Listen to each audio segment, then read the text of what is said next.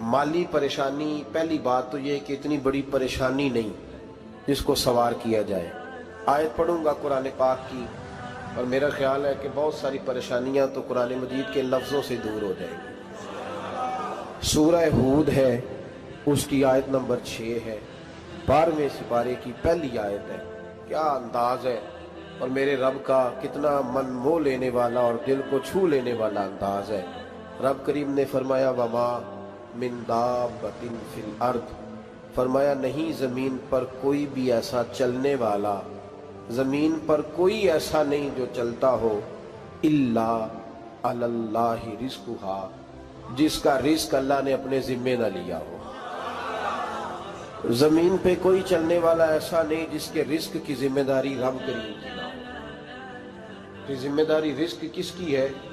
बोल के बताएं, बोल के किसकी जिम्मेदारी है जी? अल्लाह। देखिए गौर फरमाएं, यहाँ मुफस्सिरीन ने एक बात लिखी है इस आयत के तहत कि फरमाया जो ज़मीन पे चलने वाला है उसका रिस्क अल्लाह के ज़िम्मे है। फरमाते हैं कि ये अल्लाह ने हमारी अकल के मुताबिक हमसे बात की, वरना आसमानों में जितनी मखलूक है रिस्क उसका भी अल्लाह के ज़िम्मे ही है। यहाँ जो फिल अर्द के लफ्ज़ है ज़मीन पे, वो हमें समझाने के लिए कि तुमने तो सिर्फ ये दुनिया देखी है ना, तो जिसको तुमने देखा है वो सब खाते अल्लाह का दिया हुआ ही। तो जो हमने देखा था रब करीम ने उसके मुताबिक हमें समझा दिया। फरमाया कुछ तो तुमने देखे ही नहीं, चलो उनकी तुमसे बात नहीं करते, पर जो तुमने देखे हैं उन सब का रिस्क किसके जिम्मे है? अल्लाह के। मेरे रसूल करीम सैयद आलम सल्लल्लाहु ताला अलैहि वसल्लम कुरान मजीद की जब तर्जुमानी करते, वजाहत करते, तो महबूब पाक सल्लल्लाहु अलैहि वसल्लम भी कोई इश्काल रहने नहीं देते थे, कोई इश्काल नहीं रहने देते थे। मेरे महबूब करीम अलैहिस्सलातु सलाम ने फरमाया अल्लाह पे भरोसा रख के सवेरे निकल जाना रिस्क की तलाश में। किस पे भरोसा रखना है? निकलना तुम्हारे जिम्मे है। ये ना कहना कि घर बैठूंगा तो यही आएगा, निकलना तुम्हारी जिम्मेदारी है। जितनी जिम्मेदारी है वो पूरी करना। अल्लाह पे भरोसा करके निकल जाना तुम्हारी जिम्मेदारी है। रब का जिम्मा है तुम्हें रिस्क देना, वो जरूर तुम्हें रिस्क पहुंचाएगा। या रसूल अल्लाह सल्लल्लाहु अलैहि वसल्लम किस तरह पहुंचेगा? तो जरा हुजूर के लफ्जों का हुस्न भी देखिए।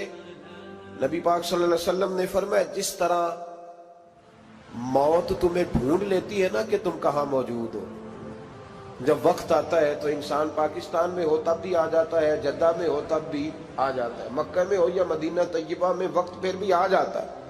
फरमाया जिस तरह मौत तुम जहां भी हो तुम तक पहुंच जाती है ना, इस तरह तुम्हारा रिस्क भी तुम जहां मौजूद होते हो अल्लाह वहां पहुंचा देता है, पहुंचा देता है। तो या रसूल अल्लाह सल्लल्लाहु अलैहि वसल्लम किस अंदाज में? तो फरमाया निकल जाना तुम्हारी जिम्मेदारी है। फरमाया सवेरे परिंदे भी निकल जाते हैं और शाम को जब लौटते हैं तो अल्लाह उन्हें पेट भर के रोजी अता फरमाता है। हालांकि उनको नहीं पता होता हमारा कारखाना कहाँ है, हमने कहाँ जाके मजदूरी करनी है। उनको नहीं पता होता कि हमारा दफ्तर कहाँ है, हमने किस ऑफिस में बैठना है। उनको नहीं पता होता कि हमने कहाँ जाके माल खरीदना है और कहाँ से हमने फिर उसको दोबारा बेचना है। उन्हें खबर नहीं होती। अल्लाह पे भरोसा करके निकल जाते हैं। निकलना तो तेरे जिम्मे है कि नहीं? फरमाया वो तू ड्यूटी कर, शाम को अल्लाह जो रब परिंदों को रोजी देता है वो तुझे भी अता फरमाएगा। मैं कहता हूँ सोच कितनी कमजोर है उस आदमी की जो कहता है कैसे मिलेगा। कितनी कमजोर सोच है। जो रब बैल को रोजी देता है, बकरी को रोजी देता है, इस जमीन इस धरती पे अगर बसने वाला ऊंट भूखा नहीं सोता, चले ये तो पालतू जानवर होते हैं, इस धरती पर बसने वाली अगर बिल्ली और कुत्ता रोटी खा के सोते हैं तो तू तो अशरफुल मखलूकात है। तूने अपने ज़हन में क्या टेंशन पाल लिया कि नहीं आएगा तो मर जाऊंगा, क्या बनेगा, किस तरह होगा? तू क्यों इतना परेशान हो गया? भाई माली परेशानी सबसे ज्यादा उस बंदे ने ओढ़ ली है जिसकी तवक्कुल की बात कमजोर हो गई है। तू सीधी तवज्जो अपने रब करीम की जानिब रख, सीधी तवज्जो अल्लाह की जानिब कर। रब फरमाते हैं जिम्मा तेरा नहीं, जिम्मा मेरा। लेकिन तनख्वाह एक आती है घर में। जब एक बच्चा होता है तो तब भी काम चलता है। जब अल्लाह 2 बच्चे दे दे फिर भी उस तनख्वाह से काम चलता है। जब 3 हो जाए फिर भी चलता है। जब 4 हो जाए, नहीं आप ना भी बोले तो बात तो सही है, बहरहाल काम फिर भी چلے اسی تنخواہ میں سے جب بندہ بڑے بیٹے کی شادی کر کے بہو بیاہ کے لے آئے تو پھر بھی کام چلتا ہے، اور جب اس بیٹے کو اللہ بچے عطا کر دے تو اسی گھر میں، اسی آنگن میں، اسی چھت کے نیچے کام چلتا ہے، تو پھر تو مان جانا کہ چلانے والا تو نہیں، چلانے والا کوئی اور ہے۔ پھر تو مان جا کے چلانے والا کوئی تو اس وقت جب تنخواہ تیری لگی تھی تو کہتا تھا ابا ابھی میری شادی نہ کر، میں بیوی کو کیسے کھلاؤں گا؟ تو وہی شخص ہے جس کی چھت کے نیچے پھر 1.5 درجن پوتے بھی پل رہے اور گزارا ان کا بھی ہو رہا ہے۔ تو رزق کا ذمہ کس کا ہے؟ اللہ کا، اللہ کا ذمہ۔ اب ہمیں پتہ ہے پہلی بات تو پریشانی اس لیے اتار دینی چاہیے کہ ذمہ ہمارا ہے ہی نہیں۔ اب دوسری بات یہ کہ ذمہ داری کس کی ہے؟ اللہ حکیم بھی ہے اور علیم بھی ہے، حکیم بھی ہے اور جانتا بھی ہے، اور اسے پتہ بھی ہے کہ دینا کس طرح ہے۔ اب ہم پتہ کیا کہتے ہیں؟ کہتے ہیں وہ جو بندہ پجاروں میں بیٹھا ہے وہاں اسے نہیں بیٹھنا چاہیے تھا، اور میرا حق تھا۔ تجھے زیادہ پتہ ہے کہ اللہ کو؟ بول کے بتانا کس کو پتہ زیادہ ہے؟ کیوں جی؟ تو آپ اصل ٹینشن پتہ کب لگتی ہے؟ جب بندے کہتے ہیں نہیں وہ پجاروں میری تھی، میرا حق تھا۔ وہ جب گزرتی ہے نا پاس سے مہران کے تو مہران والا ٹینشن بڑی لیتا ہے، حالانکہ اللہ کو زیادہ پتہ ہے کہ وہ حق۔ ایک بات اپنے ذہن میں یاد رکھ لے، رٹ لے کہ جو میرے لیے بہتر تھا میرے رب نے مجھے دے دیا، تو بات ختم ہو گئی۔ بس وصل اچھا ہے نہ فراق اچھا ہے، یار جس حال میں رکھے وہی حال اچھا ہے۔ بس جو میرے حق میں بہتر تھا میرے رب نے مجھے، مسئلہ یہ ہے کہ تو اس پہ راضی ہونے کو تیار نہیں۔ حضرت علی کرم اللہ تعالیٰ وجہ الکریم نے میرے نبی پاک کی ایک حدیث بیان کی ہے، اور جناب علی جب یہ حدیث بیان کیا کرتے تھے تو حضرت مجاہد فرماتے ہیں یوں لگتا تھا کہ جیسے حضرت علی ہمیں ہر پریشانی سے نکال رہے ہیں۔ مولا علی شیر خدا رضی اللہ تعالیٰ عنہ فرماتے ہیں کہ مجھے میرے نبی پاک صلی اللہ علیہ وسلم نے ایک طریقہ دیا تھا ٹینشن فری ہونے کا۔ آپ فرماتے ہیں مجھے تو بڑا راس آیا ہے، تم بھی اگر کر لو گے تو تمہیں بھی فائدہ دے گا۔ کہا وہ کیا؟ حضرت علی کہنے لگے محبوب علیہ السلام نے فرمایا تھا لوگوں تم اللہ کے دیے ہوئے تھوڑے رزق پہ راضی ہو جاؤ، وہ تمہاری تھوڑی عبادت سے تم سے راضی ہو جایا کرے گا۔ بس تم 2 نفل بھی پڑھو گے تو اللہ راضی ہو جائے گا، تم 1 رکوع بھی سویرے اٹھ کے پڑھو گے تو وہ راضی ہو جائے گا، وہ تمہارے 313 درود شریف سے راضی ہو جائے گا، تم اس کے دیے ہوئے تھوڑے رزق سے راضی ہو جاؤ۔ ٹینشن اس لیے ہوتی ہے کہ ہم راضی نہیں جو اس نے ہمیں دیا ہے۔ وہ حال میں مزید کی جو دوڑ ہے نا، حال میں مزید کی، بے قدرہ کچھ قدر نہ جاتی، کیتی خوب تسلی ہو، دنیا دار پجاری زردے کتیاں دے گل ٹلی ہو، بک بک روشن اکھیاں تکیو ویک حویلی کلی ہو، تے کوچ نصیر اساں جد کیتی پہ جانی تھر تھلی ہو۔ تو یاد رکھیں یہ جو ہے نا مصیبت کے مال آ کیوں نہیں رہا، وہ سامنے والا پلاٹ میرے گھر کے سامنے ہے گھر کے سامنے، پر رجسٹری میرے نام کیوں نہیں؟ یہ مصیبت سانس نہیں لینے دیتی۔ موٹر سائیکل کھڑی کرتا ہے نا جب آ کے دکان سے روٹی کھانے آتا ہے، دفتر سے گھر آتا ہے، کاروبار سے آتا ہے، تو جہاں موٹر سائیکل کھڑی کرتا ہے وہ ٹینشن بڑی ہے کہ کبھی میری ہو جائے نا یہ والی جگہ تو میں یہاں بھی بورڈ لگاؤں اپنے نام۔ اس نے مالی پریشانی پیدا کی۔ تو جس حال میں ہے، کیونکہ تو نے اپنا یہ حال خود نہیں بنایا، جس نے بنایا ہے وہ بڑا بہتر جانتا تھا کہ تو اسی حال میں اسے اچھا لگتا ہے۔ تو اسے اسی حال میں، ایک بزرگ تھے تو ان کی طبیعت بڑی علیل ہو گئی، بیمار ہو گئے، تو اللہ نے آزمائش دی تو کیڑے پڑ گئے وجود میں۔ ایک کیڑا یہاں سے کھا رہا تھا، اللہ والے بڑے راضی رہتے ہیں اس کی رضا پہ، تو کیڑا یہاں کھا رہا تھا تو نیچے گر گیا، تو بابا جی نے اٹھا کے پھر وہاں رکھ لیا، کہنے لگے جب اس نے تیری ڈیوٹی مجھے کھانے کی لگائی ہے تو میں اس بات پہ راضی ہوں، تو نیچے کیوں گرتا ہے؟ بٹ ٹھیک ہے کھا، جب اس نے تجھے ڈیوٹی جو تیری لگائی ہے۔ سالبہ بن عبد الرحمن ایک صحابی تھے، سالبہ غالباً نبی پاک صلی اللہ علیہ وسلم کی خدمت میں آئے، کہنے لگے یا رسول اللہ صلی اللہ علیہ وسلم غربت بڑی ہے، میرے لیے دعا کریں اللہ زیادہ مال دے۔ تو محبوب صلی اللہ علیہ وسلم نے فرمایا تو جس حال میں اچھا ہے وہ تیرے لیے بہتر ہے، جس میں تو ہے وہی حال تیرے لیے۔ مشکل ہے نا یہ جواب سننا۔ کہتے پیر صاحب فلان جگہ سے تویز آیا، وہاں تو وارے نے آرے ہو گئے، تو آپ کے ہاں؟ تو میں کہتا ہوں یہ تویز دینے والا اگر تویز دے کے امیر بناتا ہے تو پہلے خود کیوں نہیں بنتا؟ یہ خود تو 150 کا تویز بیچ رہا ہے، اپنی بیچارے کی حالت یہ ہے۔ اگر اتنا ہی تویز اس کا چلتا ہوتا تو پہلے 5 ٹیوب پجارو اس کے دروازے پہ کھڑی ہوتی۔ عجیب چکر ہے اور عجیب جگہ لوگ الجھ گئے، سمجھتے ہی نہیں بات کو۔ یا رسول اللہ صلی اللہ علیہ وسلم دعا کر دے تو محبوب نے کیا فرمایا؟ فرمایا تو جس حال میں ہے نا وہ حال تیرے لیے بہتر ہے، اسی میں رہ۔ کہ نہیں حضور دعا کرے۔ فرمایا سال بعد تو باز آ جا۔ حضور دعا کرے۔ فرمایا تو باز آ جا۔ 2-3 دفعہ کا ضد کی، محبوب نے فرمایا جا پھر اللہ تجھے زیادہ پیسے دے گا۔ چند بکریاں خریدی، اتنی برکت ہوئی کہ بکریوں کے ریوڑ بن گئے۔ پھر کچھ بکریاں بیچ کے گائے خرید لی، ان کے بھی ریوڑ ہو گئے۔ پھر کچھ اونٹ اونٹنیاں لے لی، ریوڑ ہی ریوڑ۔ پہلے 5 وقت مسجد میں آتے تھے، اب فجر اور عشاء رہ گئی۔ پھر مال زیادہ ہوا تو مدینے شہر میں کوئی جگہ ہی نہیں، مدینے سے باہر حویلی خریدی، پھر جمعہ ہی رہ گیا۔ جمعے کے جمعے آتے، زکوٰۃ کا حکم آیا۔ میرے نبی کریم علیہ السلام نے حضرت ابو ہریرہ کو بھیجا، فرمایا جا اسے کہہ تیری زکوٰۃ بنتی ہے 2.5%۔ 10 کروڑ روپیہ ہو تو کتنی زکوٰۃ بنتی؟ بھئی 1 کروڑ کی 2.5 لاکھ ہوئی نا، تو 10 کروڑ کی کتنی ہوئی؟ تو بڑی مصیبت ہے جب بینک سے میسج آتا ہے نا کہ 25 لاکھ نکل گیا تیرے اکاؤنٹ سے، بہت بڑی مصیبت، بڑی ٹینشن ہوتی ہے۔ ایک صاحب میرے پاس آئے، ان کی زمین اچانک مہنگی ہو گئی، اچانک پہلے کچھ 15-16 لاکھ کی ایکڑ زمین تھی، پھر وہ کروڑ کی ہو گئی۔ تو میرے پاس آئے، کہنے لگے وہ 10 کروڑ روپے بنتے ہیں تو زکوٰۃ، تو میں نے کہا آپ نے کیا کیا؟ زری زمین پہ عشر آتا ہے، اس پہ زکوٰۃ نہیں آتی، تو آپ نے کیا کیا؟ کہنے لگے وہ کچھ سوسائٹی کے رول کے مطابق میں نے فائلیں وغیرہ لے لی ہیں، اب میں نا کبھی موقع آئے گا تو ان کو بیچوں گا۔ تو میں نے کہا اب تو آپ کا یہ مال ہو گیا بزنس کا، تو اب تو اس پہ زکوٰۃ آئے گی۔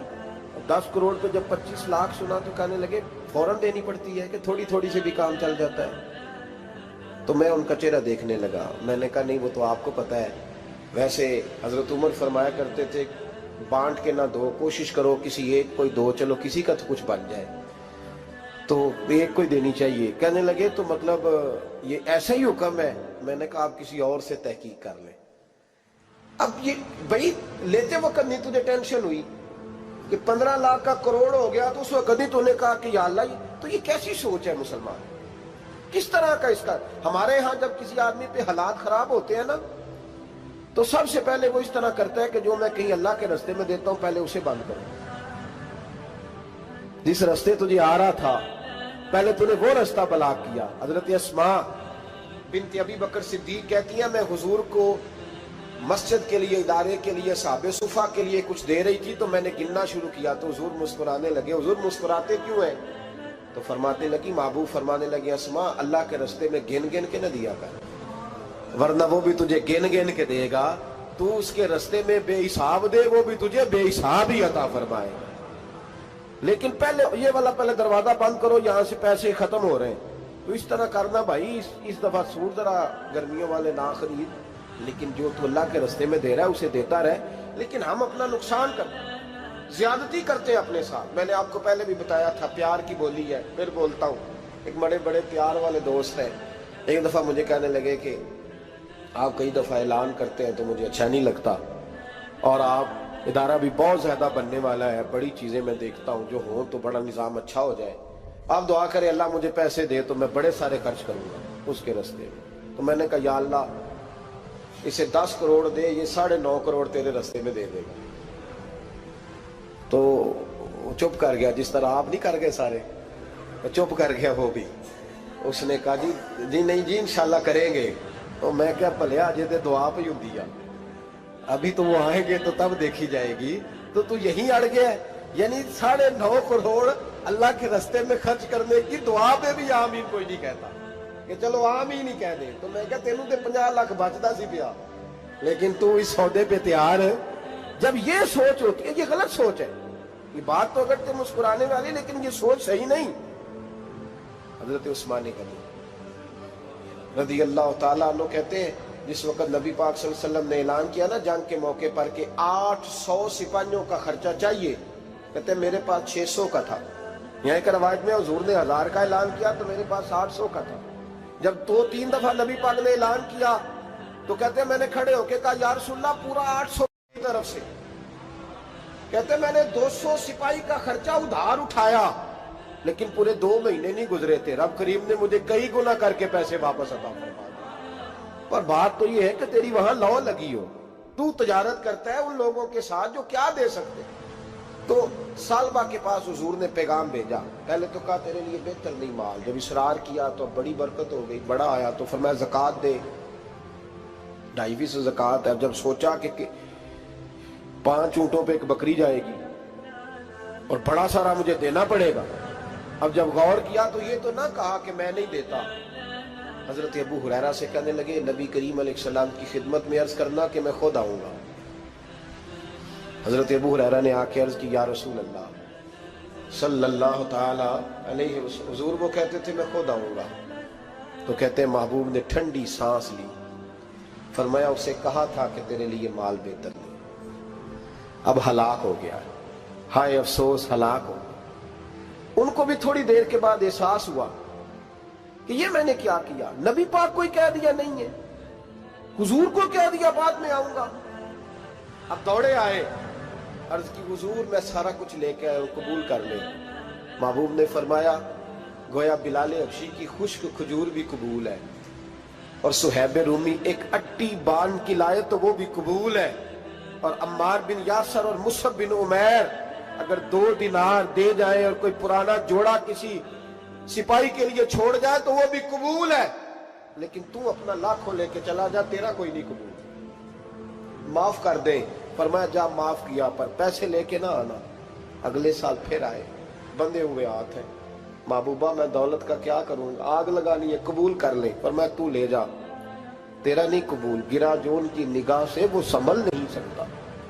حضور نے وصال ظاہری کیا تو جناب صدیق اکبر کے پاس آئے، لاکھوں کا مال، ابو بکر قبول کر لو، تو جناب صدیق اکبر کہنے لگے اس کا کر لو جس کا نبی نے نہیں کیا، چل جا کوئی نہیں چاہیے۔ حضرت عمر کے زمانے میں قحط پڑ گیا، بارشیں نہیں ہوتی، غلہ نہیں ملتا، حالات خراب ہے، مالی طور پہ بحران آ گیا، غربتیں، مجبوریاں، تکلیفیں، آ کے روئے، عمر میرا قبول کر لو، مجھے معافی تو مل گئی تھی نا۔ فرمایا معافی اپنی جگہ پہ، پر جس کا مصطفیٰ نے قبول نہیں کیا۔ بہت سارے لوگوں کو پتہ ہی نہیں کہ ان کا قبول ہی نہیں ہوا، اور وہ الجھے ہوئے، انہیں خبر ہی نہیں کہ اصل بات کیا ہے۔ فرمایا جس کا مصطفیٰ کریم نے قبول نہیں کیا، اب ہیرے اور جواہرات بھی لے کے آئے تو بھوکے مریں گے، پر اس کا قبول، اس بات پہ راضی رہو، اس حال میں اللہ نے رکھا ہوا، اس حال میں راضی رہو۔ جو مصیبت ہے نا دیکھنی کہ وہ بھی میرے پاس، تمہیں کیا پتا، کبھی پوچھ تو صحیح اس سے وہ کس مصیبت کا شکار ہے، جو مالی طور پہ بڑا امیر ہے، تو اس کی طرف دیکھ کے اپنا دل برا کرتا ہے۔ بس جس حال میں رب نے رکھا ہے اس حال میں رہ۔ حضرت عثمان غنی کے زمانے میں تو وہ وصال کر گئے، لیکن بھائی تو جس حال میں تیرا رب تجھے رکھتا ہے اس حال میں رہ، تیری مالی پریشانیاں ختم ہو جائیں۔ میں نے پہلے بھی شاید آپ کو ایک دفعہ کہا تھا، میں تعلیم سے فارغ ہوا تو میرے ایک استاد اور میرے کچھ دوست کہنے لگے افریقہ آ جائیں آپ، بھائی بہت بڑا ادارہ ہے، اس کو چلائیں، اس کو سنبھالیں۔ تو میری والدہ سے میں نے کہا، کچھ طبیعت ہوتی ہے نا انسان کی، میرا بھی دل لگ گیا۔ میری اماں پڑھی نہیں تھی لیکن اللہ نے دانائی بڑی عطا فرمائی تھی، حکمت بڑی تھی، سیانی بڑی تھی۔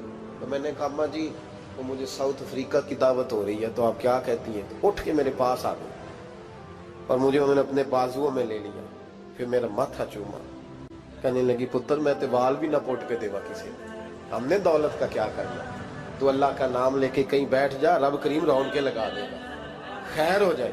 تو میرے بھائی یاد رکھیں ان چیزوں سے تھوڑا سا دیکھیں نا، قناعت کریں، جو اللہ نے دیا اس پہ راضی ہو جائے، اللہ بڑا مہربان ہے، وہ آسانیاں کر دیا کرتا ہے۔ تو یاد رکھیں میرے رسول کریم علیہ السلام نے ایک تو ہمیں درس یہ دیا ہے کہ تو سمجھ جا، قرآن نے ہمیں بتایا ہے کہ روزی تیری ذمہ داری نہیں، روزی کس کی ذمہ داری ہے؟ اللہ کی۔ اور دوسری بات یہ کہ جو اللہ نے تمہیں دیا ہے اس پہ تو راضی ہو جا، تیری مالی پریشانیاں ختم ہو جائیں۔ اور پھر حضور صلی اللہ علیہ وسلم نے فرمایا مذہبی طور پر جب دیکھو تو آگے دیکھو، اور دنیاوی طور پر جب دیکھو تو پیچھے دیکھو، پریشانی ختم ہوگی۔ مذہبی طور پر جب دیکھو، جو 5 نمازیں پڑھتا ہے وہ تہجد پڑھنے والے کو دیکھے، اور جو تہجد پڑھتا ہے وہ اشراق چاشت پڑھنے والے کو دیکھے، اور جو بندہ اشراق اور چاشت پڑھتا ہے پھر اس کو دیکھے جو سارا دن مصطفیٰ پہ درود پڑھتا ہے۔ ऊपर ऊपर देखे कि मैंने और नेक होना है और नेक, और जब माली मामला है तो फिर नीचे देख। अगर तू बैठा ना पजारों पे तो फिर टूडी वाले पे नजर कर, उसका क्या हाल है। और अगर तू वहां बैठा है तो देख, मेहरान वाला भी तो गाड़ी चला ही रहा है। और अगर तू वहां है तो मोटरसाइकिल वाला देख, और तू वहां है तो फिर साइकिल वाले पे नजर, और अगर तू साइकिल वाला है तो पैदल वाले को देख, अगर तू किराए के मकान में रहता है तो फिर झोंपड़ी वाले को देख, और अगर तू झोंपड़ी में रहता है तो फिर भी परेशान ना होना। कुछ ऐसे भी हैं जिन्हें झोंपड़ी भी नसीब नहीं, जो सड़क पर लेटे हुए। और अगर तू तंदुरुस्त है ना तो कभी जाके अस्पताल में देख हाल क्या है, लोग किस हाल में है। तो हम शुक्र नहीं अदा करते, उसका नुकसान क्या होता है, नेमतें चली जाती हैं। अल्लाह फरमाते लाइन शकर तुम लाज़ीदन्नकुम, तो शुक्र अदा कर, मैं नेमतों में इजाफा कर दूंगा। तो भाई माली परेशानी का तीसरा सबब यह है कि हम देखते हैं माली तौर पर ऊपर, तो फिर हमें तबीयत बिगड़ती है। और फिर माली परेशानियों के कुछ और असबाब भी हैं। इमाम शाफी फरमाते हैं जिन घरों में लोग फजर की नमाज के वक्त सोए होते हैं उन घरों में रिस्क नहीं आता। आप फरमाते हैं फजर का वक्त अल्लाह के देने का वक्त है, उस वक्त अल्लाह बांटता है। हुजूर सल्लल्लाहु अलैहि वसल्लम का फरमान है ना हदीस में कि तहज्जुद के वक्त अल्लाह पहले आसमान पे नुज़ूल जलाल फरमाता है जो उसकी शान के लायक है तहज्जुद के वक्त, और वो कहता है मांगो मैं तुम्हें अता करूंगा। लेने की बारी आए तो बंदा समेट समाट के अंदर घुस जाए। हमारे यहाँ ये होता है कि इशा के बाद बच्चे बैठते हैं मोबाइल लेके, तहज्जुद का वक्त आता है तो उनकी आंखें बंद होनी शुरू होती। तो लेने के वक्त तो तू सोया था, तेरा मसला कैसे हल होगा भाई। जब कोई आदमी खैरात बांट रहा हो तो जो प्याला पीछे कर ले उसे मिलेगा। कहते उस वक्त आना जब मैं बांट रहा था, अब तू किधर आ गया है। मिसाल दे रहा हूं, तो फजर का वक्त मांगने का है, तो सारी रात तो गुजर गई गेमें खेलते टीवी देखते, और जो लेने का वक्त था तू सो गया, तो कैसे आएगा तेरे पास। तो उठे सवेरे, बंदों से मांग के देख लिया, बड़ी इज्जतें खराब हुई। फजर का वक्त उठ के झोली फैलाए। मेरे रसूल पाक अलैहिस्सलाम फरमाते, रब फरमाते जब देके हुजूर आखण मंगते दी खैर होवे, देके हुजूर आखण मंगते दी खैर होवे, मंगता कवे सखी दे, मंगता कवे सखी दे, बूहे दी खैर होवे, देके हुजूर आखण मंगते दी खैर होवे, देके हुजूर आखण। और जन्नत बनी जगह लगया जड़ी जगह ते, जन्नत बनी जगह